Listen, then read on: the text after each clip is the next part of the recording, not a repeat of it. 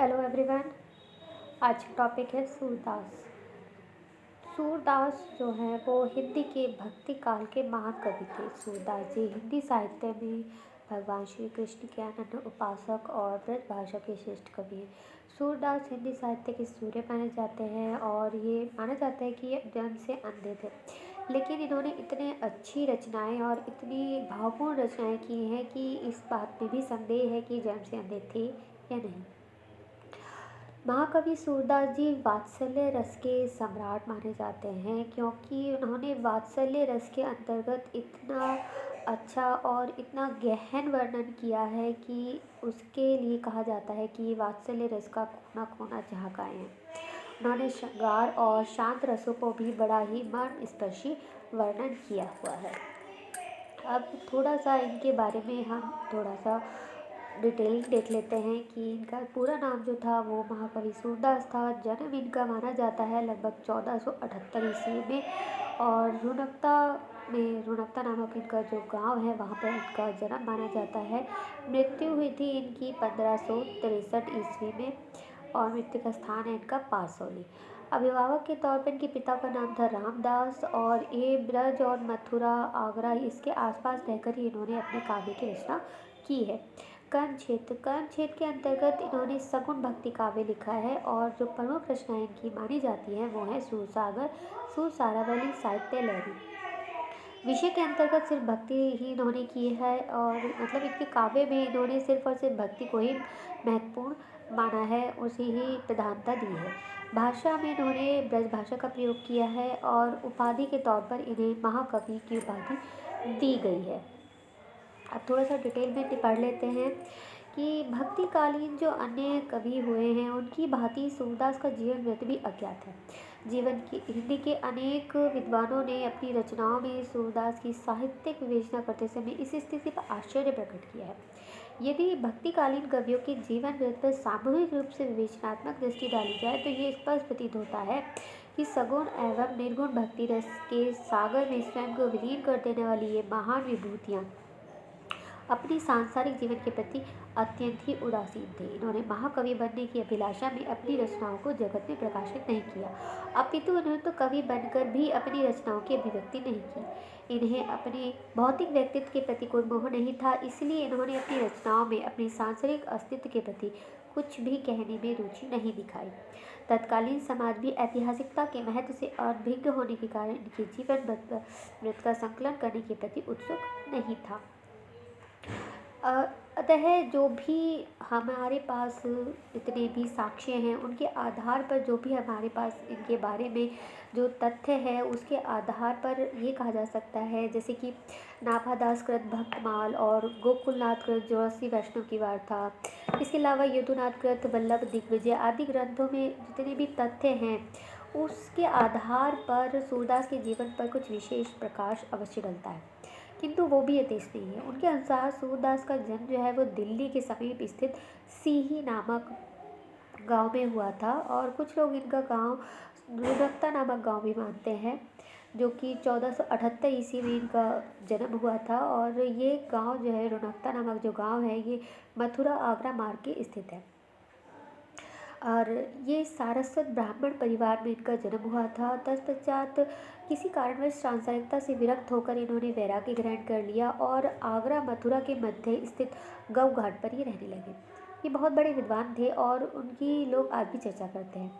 सूरदास के पिता जो थे वो एक गायक थे, और सूरदास के जन्मांध होने के विषय में मतभेद है। इनके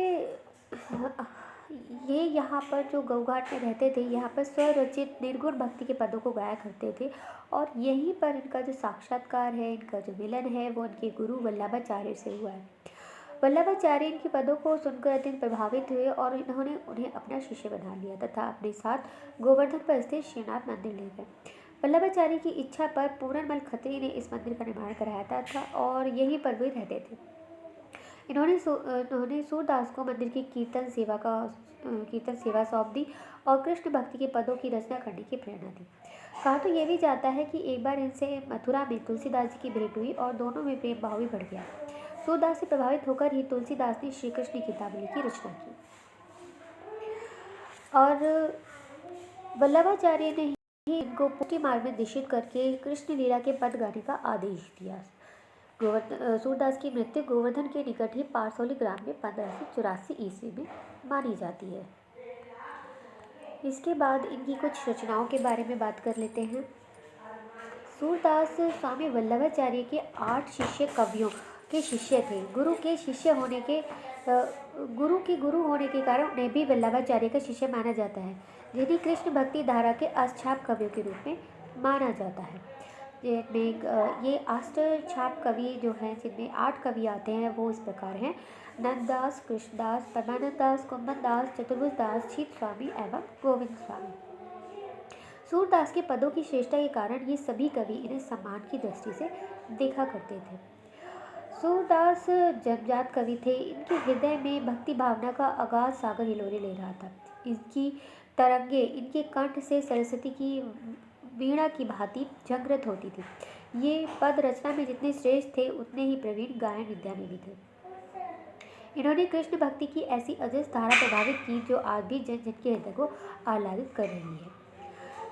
इसके अलावा जो इनकी रचनाएं हैं, जो पद हैं, वो लगभग पदों की संख्या 1.25 लाख के करीब बताई जाती है। और इतनी बड़ी संख्या के आधार पर इन पदों को इनके जीवन काल में ही सागर कहा जाने लगा था। इन पदों का परवर्ती काल में किया गया संग्रह सूर सागर कहलाता है, किंतु इसमें 4-5 हजार पद ही संकलित हैं। और नागरी प्रचारणी सभा की अनुसंधान विवरण पत्रिका एवं अन्य विद्वानों द्वारा किए गए शोध के आधार पर इनके द्वारा रचित लगभग 24 ग्रंथों का उल्लेख मिलता है। डॉक्टर दीनदयाल गुप्त ने इनके द्वारा रचित 25 पुस्तकों की सूचना दी है, जिनमें से हैं सूर सागर, सूर सारावली, साहित्य लहरी, सूर पच्चीसी, सूर रामायण, सूर साठी और राधा रस केली। ये प्रकाशित हो चुकी हैं। इसके अलावा जितने भी शेष ग्रंथ हैं वो अनुपलब्ध हैं। लेकिन अनेक विद्वानों में से इनमें से सूर सारावली और साहित्य लहरी की प्रामाणिकता को संदिग्ध माना है, किंतु बहुत से विद्वानों का मत है कि इस संदेह का कारण इसमें प्रक्षिप्त अंग है, जो सूरदास की शैली आदि से भिन्न होने के कारण संपूर्ण ग्रंथ की प्रामाणिकता को संदिग्ध बना देते हैं।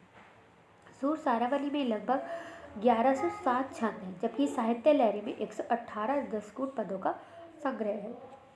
साहित्य लहरी में किसी एक विषय की विवेचना नहीं हुई है। इसमें मुख्य रूप से नायिकाओं और अलंकारों का विवेचन प्रस्तुत किया गया। कहीं कहीं श्री कृष्ण की बाल लीला का भी वर्णन हुआ है और एक दो स्थानों पर महाभारत की कथा की अंशों की झलक भी मिल जाती है। इसके अलावा जो भी रचनाएं मानी जाती हैं वो है नल दमयंती और बिहालो। तो ये कुछ रचनाएं थी सूरदास की, जिनके बारे में कहा जाता है कि सूरदास की ही हैं।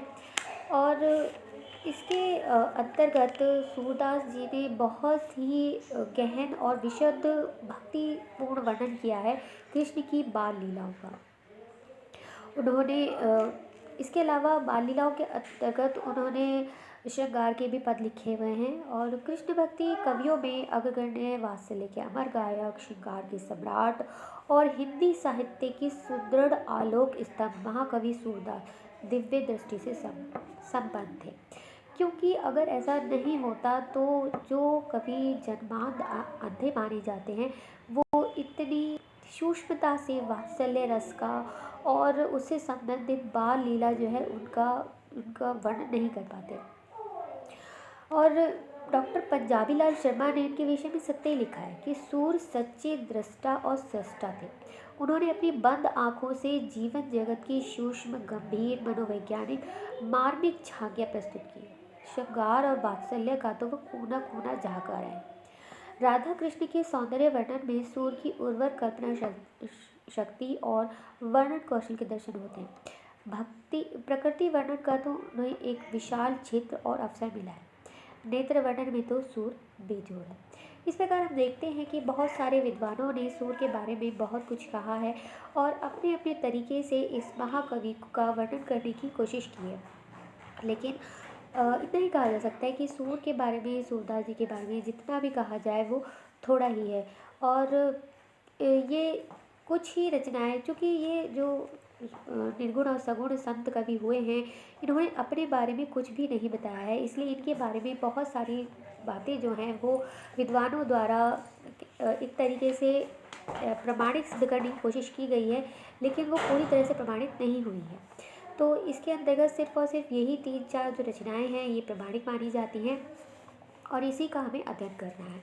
तो आज के लिए इतना ही, बाकी हम अगले लेक्चर में करेंगे। तब तक के लिए थैंक यू।